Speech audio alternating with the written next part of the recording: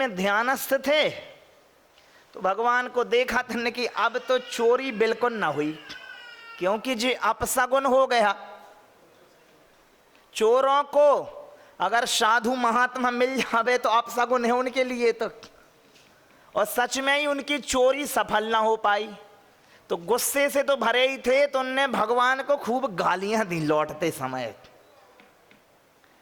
और जब भगवान को गालियां दी, अबे जाने लगे, तो भगवान कह रहे हैं कि भैया अभी तक कहाँ थे।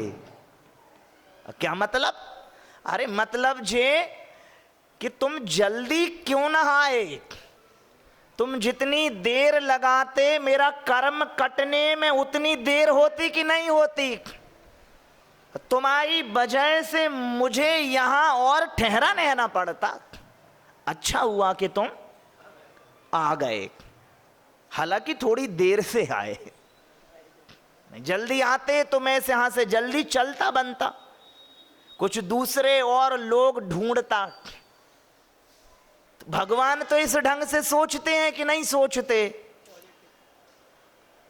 कि चलो गांठ खुली तो सही, और इधर क्या है, चलो गांठ बंधी तो सही। इधर तो गांठ लगी तो सही। और मनोवैज्ञानिक कहते हैं माँओं और पिताओं के चित्तों की बनावट ऐसी है कि जे लोग हैं ना, जे माफ नहीं करते किसी को लेकिन भूल जाते हैं। क्या?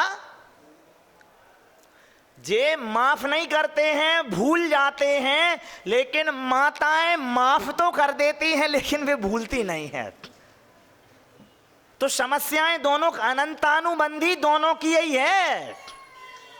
इनकी माफ न करने के कारण अनंतानुबंधी बनी है, इधर न भूलने के कारण अनंतानुबंधी बनी है। तो आप सोच रहे होंगे जो अनंतानुबंध करते हैं, अनंत का ऐसा कर्म जो अनंत के साथ अनुबंधित हो जावे, अनंत के लिए जुड़ जावे, वो अनंतानुबंधी है। और ये कब बनता है? कोई भी भाव, भाभी सुनो, 6 महीने से ज्यादा हो गया तो वो क्या हो जाएगा? बताओ जल्दी। अनंतानुबंधी। 6 महीना कुछ भी, अरे 6 महीना तो 6 दिना में अनंतानुबंधी हो जाती हैं। जो आपके मोहल्ला में पहले दिन कोई कुत्ता आ जावे जिसे आप घुसने नहीं दे रहे थे, वो 6 दिन रुक जाए, 7वें दिन तुम्हें घुसने नहीं देता। तो यहां तो कठोरता आ जाती है ना समय के। आप जिस मोहल्ले में पहली बार रहने आए थे तो कितने दब्बू आते, बताओ कितने दब्बू थे, और आज ऐसे हो रहे हो कि पूरा मोहल्ला कहता है भैया ये दरवाजे से दूर रहियो। क्यों? क्योंकि जो आदमी जहां जितना समय व्यता लेता है उतनी कठोरता बढ़ती जाती है। नहीं तो जब 6 महीने तुम्हारी कसाय चल जाएगी, चाहे क्रोध की होए, मान की होए, माया की होए, लोभ की होए, बैर की होए, गुस्से की होए, अवचन की होए, धक्के की होए, कोई भी 6 महीने चल गई तो वो क्या हो गया? अनंतानुबंधी। कठोरता आ गई आपके मन में, भयंकर कठोरता। और आज जो दिन है वह है ब्रह्मचर्य, ब्रह्म आत्मा की चर्या का दिन है कि सब अपने ही तो हैं। अपने 2 ढंग से हैं चाचा, एक तो मैं आत्मा हूं तो जे आत्मा है इसलिए सब अपने हैं, और दूसरे जे सब पुराने जन्मों में ही अपने रिश्तेदार रहे। तुम्हें क्या लग रहा रिश्तेदार नहीं थे? और जो पुरुष ना हर किसी बाई को देख के प्रेम से भर जाते हैं, ये पुरानी पत्नियां रही होंगी, जस्टिफिकेशन के लिए ठीक है इनको। लेकिन दोष है क्योंकि आपको आत्मनिष्ठ होना है, और हम क्या हो रहे हैं, चाहे किसी ऐसे आदमी को देख लो, पहली बार देखा लेकिन ऐसे द्वेष से भर जाते हैं। किसी को पहली बार देखो एक घृणा से भर जाते हैं, वितृष्णा से भर जाते हैं कि पुराने बैरी तो ही रहे होंगे और क्या है, आपको ऐसे लगता है क्या? कहानियां नहीं पढ़ते हैं आप, इनकी कमठ इत्यादि की पढ़ो तो देखा ही कि वो बैर से भर गया।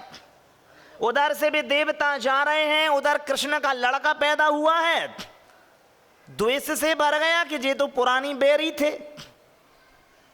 तो ये सब जो अपने जौन की प्रीति हो रही है और अप्रीति हो रही है, ये सब अपने पुराने जन्मों के रिश्तेदार रहे। तो पुराने रिश्तेदार हैं भैया, इस अपेक्षा से भी आत्मीय हो जाओ। और तीसरी जो बड़ी अपेक्षा है कि ब्रह्मनिष्ठ हो जाओ, ईश्वरीय व्यवहार करने लगो तो सब लोगों से आत्मा से जुड़ जाओ। 3 चरण हैं, अपनी आत्मा को समझो तो इनकी आत्मा से जुड़ जाओ, पुराने जन्मों के आत्मीय समझ के इनके प्रति अच्छे पने से जुड़ जाओ, या खुद को भगवान समझ के इनके प्रति अच्छे पने से जुड़ जाओ। जिस ढंग से भी जुड़ना चाहो, लेकिन जुड़ना है अच्छे पने से। ठीक रहे धर्मेंद्र भैया कि नहीं मां? और इसमें बैर का सबसे बड़ा दोष क्या है बताओ जरा?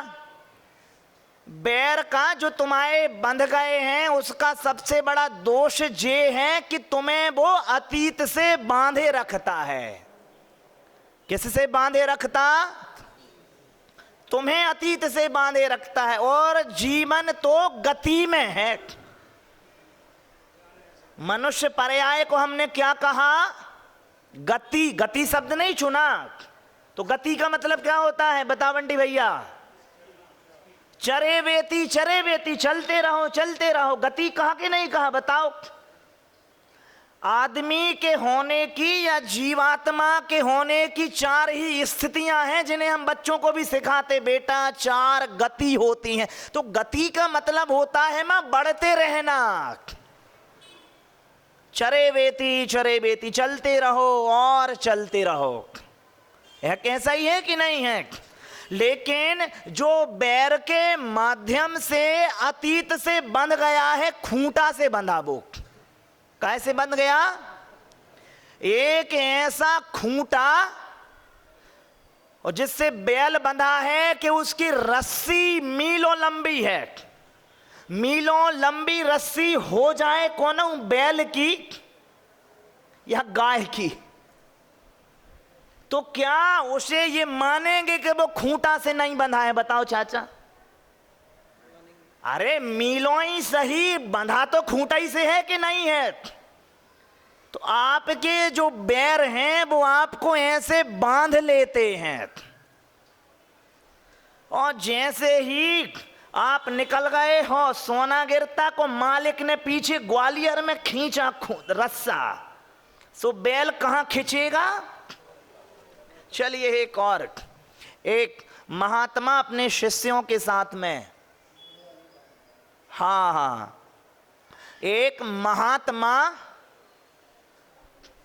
अपने शिष्यों के साथ में जा रहे हैं और देख रहे सब लोग कि एक आदमी भैंस, लंबा रस्सा है तो आदमी आगे आगे चल रहा, भैंस रस्सी से बंधी है तो पीछे पीछे चल रही। महात्मा शिष्यों से पूछते हैं, बेटा बताओ भैंस बंधी कि आदमी है? भैंस कह रहा, शिष्य कह रहा है महाराज भैंस ही बंधी दिख रही है। तो उन्होंने उसका रस्सा छोड़ दिया तो भैंस पीछे को हो गई। अब भैंस आगे आगे, आदमी पीछे पीछे। बेटा बंधा आदमी है और भैंस भी बंधी है, लेकिन भैंस की रस्सी तो स्पष्ट दिख रही है, आदमी की रस्सी नहीं दिख रही। समझ रही मां कि नहीं समझ रही? मैंने एक कहानी लिखी थी, भगवान के संबंध में लिखता हूं कहानियां, तो एक मैंने लिखी थी कि एक राजा थे जिन्होंने श्राप पाया। ये भगवान के माध्यम से भगवान ने कही थी, तो मैं आपको संक्षिप्त में कहता हूं कि एक राजा थे जिन्होंने इसलिए श्राप पाया कि उन्होंने हिरणी का शिकार किया, हिरणी के बच्चे का शिकार किया। तो हिरणी ने जब बच्चे का शिकार हुआ तो उसने श्राप दिया कि जब तुम्हारे यहाँ संतान होगी तो वो भी वैसे ही मारी जाएगी कि जैसे मैं और मेरा बच्चा मारा जा रहा है। और वर्षों बाद राजा के यहाँ एक कन्या पैदा हुई तो राजा को अपना श्राप याद आया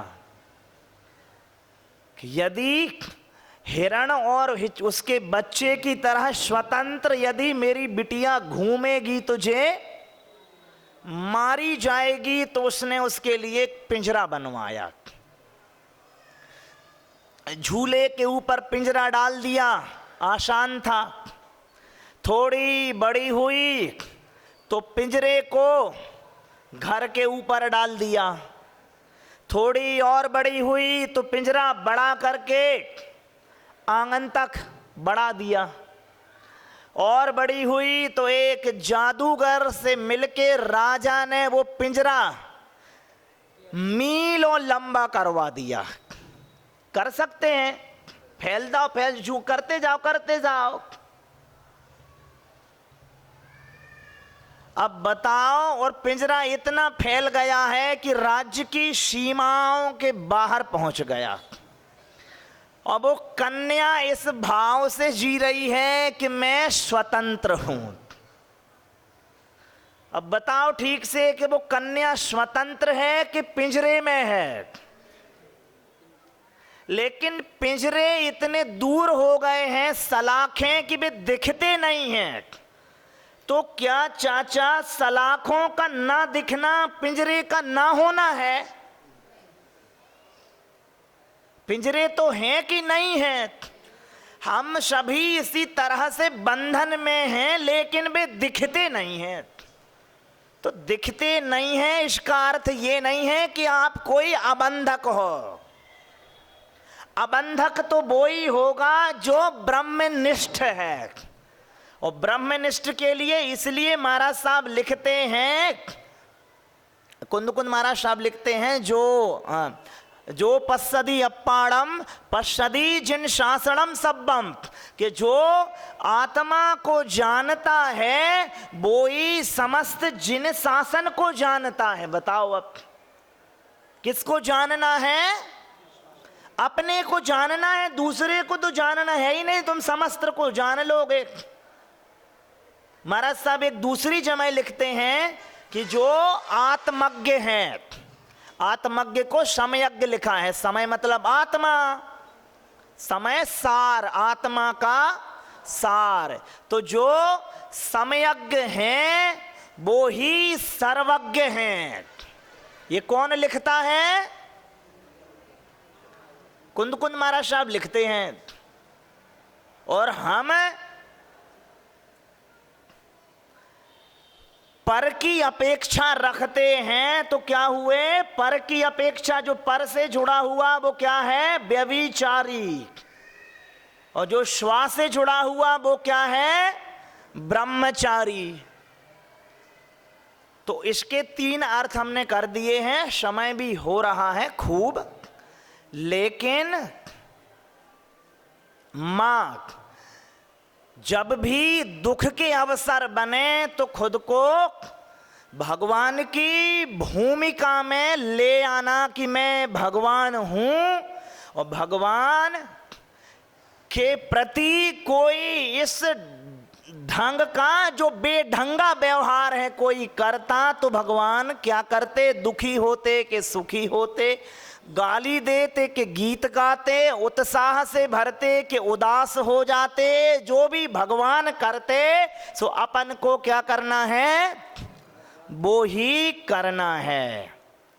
तो खूब आनंदो हम होगा, नहीं तो क्या होगा भैया? दुखो हम होगा। और अगर भगवान के ढंग से तो सुखो हम, भगवान के ढंग से सुख हो हम, और अपने ढंग से तो दुख हो हम। आज की चर्चा पूरी हुई। बोलिए श्री पारसनाथ भगवान की जय।